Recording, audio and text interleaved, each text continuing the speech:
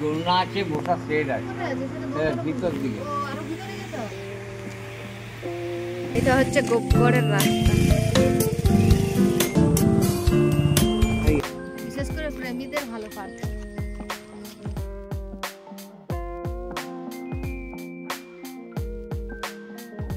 So hey guys, welcome back to my channel. Thumbnail দেখে বুঝে গেছেন যে কোথায় যাচ্ছি, আজকের ডেস্টিনেশন কোথায়।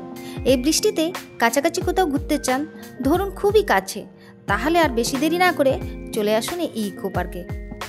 হালকা হালকা বৃষ্টি অনুভব করতে করতে আমরা এগিয়ে চলেছি আমাদের গন্তব্যস্থলের দিকে। তবে রাস্তা দেখে ঘাবড়ে যাবেন না, গুগল সার্চ ঠিক দেখিয়েছিল, আমরাই রাস্তা ভুল করেছিলাম। এখানকার রাস্তার লোকেরা খুবই সাহায্যকারী, আমাদেরকে রাস্তা চিনিয়ে দিতে খুব সাহায্য করছিল। তো এই ৩য় নম্বর মন্দিরটা পেরোলেই গোপগড়ের রাস্তা, আর আমরা পৌঁছে গেছি গোপগড় ইকো পার্ক। টিকিট কত করে টিকিট?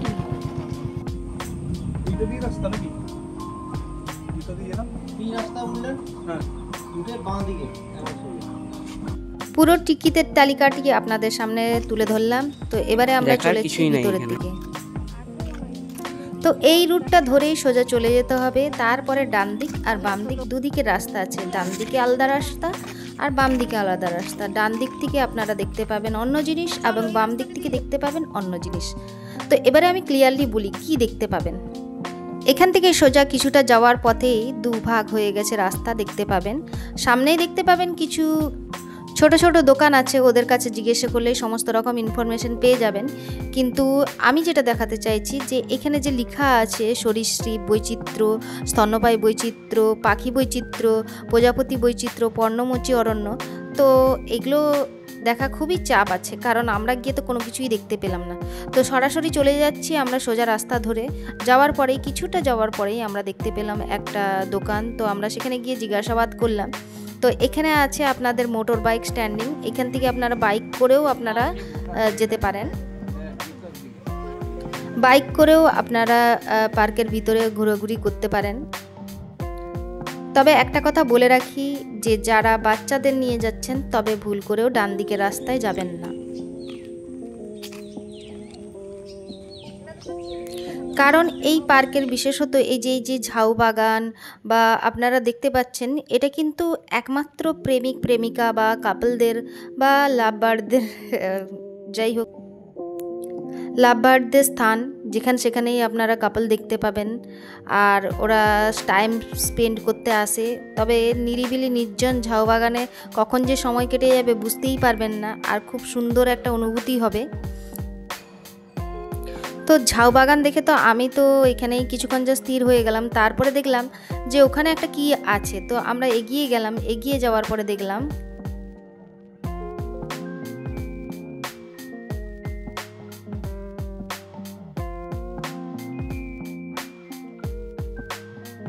আস্তেই দেখতাম যে গোপগড়ের পাহাড় দেখা যাচ্ছে। যাই হোক, ছোট্ট পাহাড় হলেও সুন্দর।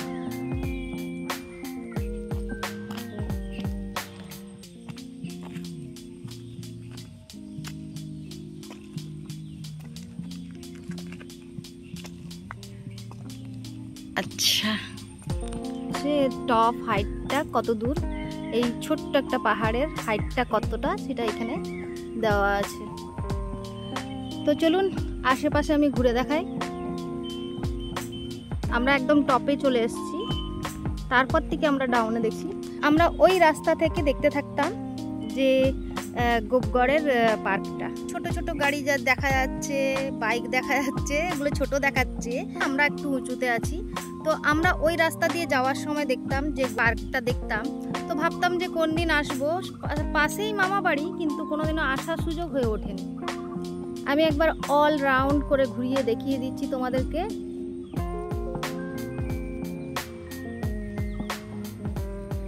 সত্যি সুন্দর।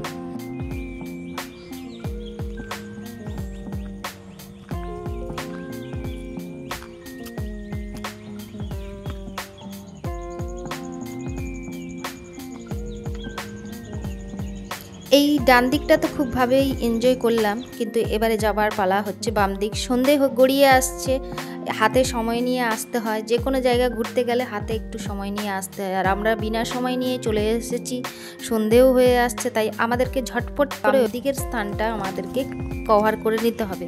তো এই যে দেখুন, পরিবেশটা সত্যিই খুব সুন্দর, সময় কাটানোর জন্য অত্যন্ত সুন্দর জায়গা। এগিয়ে চললাম, তো পাশাপাশি সাইডে দেখতে পাবেন লাভবার্ডরা আছে।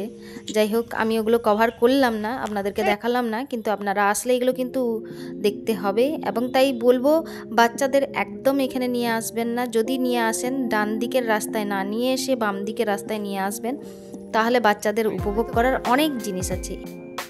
তো আমরা চলে এসেছি বাম দিকের রাস্তায়, রুট গন্ডগোল হওয়ার কারণে এই অবস্থা। এই গোপগড় আসতে গেলে কলকাতা থেকে যারা আসতে চান তাদের কিন্তু 150 কিমি দূরত্ব অতিক্রম করতে হবে, কিন্তু আমরা তো পাশাপাশি এখানেই থাকি, তো আমাদের বেশি সময় লাগেনি, মাত্র 47 মিনিট সময় নিয়ে আমরা এখানে পৌঁছে গেছি। মাধবীলতা ফুটেছে, দেখ কি সুন্দর সাদা আর গোলাপি। আমরা দেখেছি প্রায় হালকা গোলাপির উপরে, এখানে দেখলাম পুরো সাদা আর গোলাপি। মানে ওখানে একটা কি আছে, আচ্ছা মনে হয় মাছ।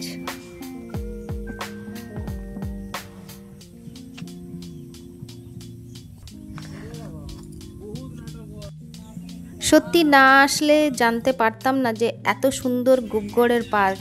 সামনের দিক দিয়ে সব দিনই যাই দেখি, কিন্তু কোনোদিনও ভিতরে ঢুকিনি, যার কারণে আমরা কিছুই জানতে পারিনি। তারপরেই দেখতে পেলাম এত সুন্দর একটা জিনিস।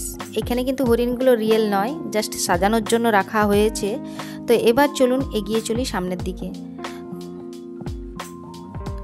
তবে শোনা যায় গোপ রাজার এই ফোর্ট ছিল, আর যেটা ট্রান্সফর্ম হয়ে ইকো পার্ক হয়েছে। এটি কাঁসাই নদীর পাশে অবস্থিত, উইকেন্ডের ডেস্টিনেশন হিসাবে এটা খুব সুন্দর জায়গা। তো চলুন দেখি ওখানে কি আছে। এটা ওয়েটিং হল, এখানে সবাই বসে ওয়েট করতে পারবে আর রেস্ট নিতে পারবে। আমরা দেখতে পেলাম যে একটা পার্কের মতন করা আছে, যেখানে বাচ্চারা খেলাধুলা করতে পারবে, সমস্ত রকম বাচ্চাদের খেলার ইনস্ট্রুমেন্ট আছে।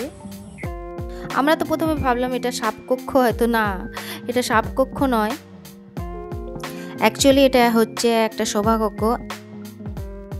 তারপরে বাচ্চারা এখানে আনন্দ উপভোগ করবে, বসার জন্য অসংখ্য চেয়ার টেবিল দেওয়া আছে, যেগুলো বাঁধানো চেয়ার টেবিল। তো যাই হোক, খুব সুন্দর একটা নিরিবিলি নির্জন পরিবেশ। আমরা যেটা মেন দেখতে এসেছিলাম সেটা হলো যে এখানকার গোপ রাজার হেরিটেজটা, আর ওই যে দূরে দেখতে পাচ্ছেন ওটা হচ্ছে গোপ রাজার হেরিটেজ। এখন ভাঙাচোরা অবস্থা হয়ে গেছে, তবে এর ভিতরে ঢোকার কোনো পারমিশন নেই, আপনারা বাইরে থেকে দেখতে পাবেন। আর দেখা হয়ে গেলে দূর থেকে বসে বসে ক্লক টাওয়ারকে ওয়াচ করতে পারবেন, দোলনায় দোল খেতে খেতে। তো এটা খুব সুন্দর একটা মুহূর্ত ছিল। এখানে পাখি বৈচিত্র্য না দেখতে পেলেও আপনি সুন্দর একটা পাখি অনুভব করতে পারবেন, আমরা যেটা লাস্ট মুহূর্তে পেলাম। যাই হোক, খুব সুন্দর পাখিটা উড়ছে। ভিডিওটি কেমন লাগলো, আশা করি ভিডিওটা ভালো লেগেছে। আর ভালো লাগলে অবশ্যই লাইক কমেন্ট করে সাবস্ক্রাইব করে দেবেন, আর আমাকে এক কমেন্ট করতে ভুলবেন না। সবাই সুস্থ থাকুন, ভালো থাকুন, আর দেখা হবে নেক্সট ভিডিওতে। টাটা।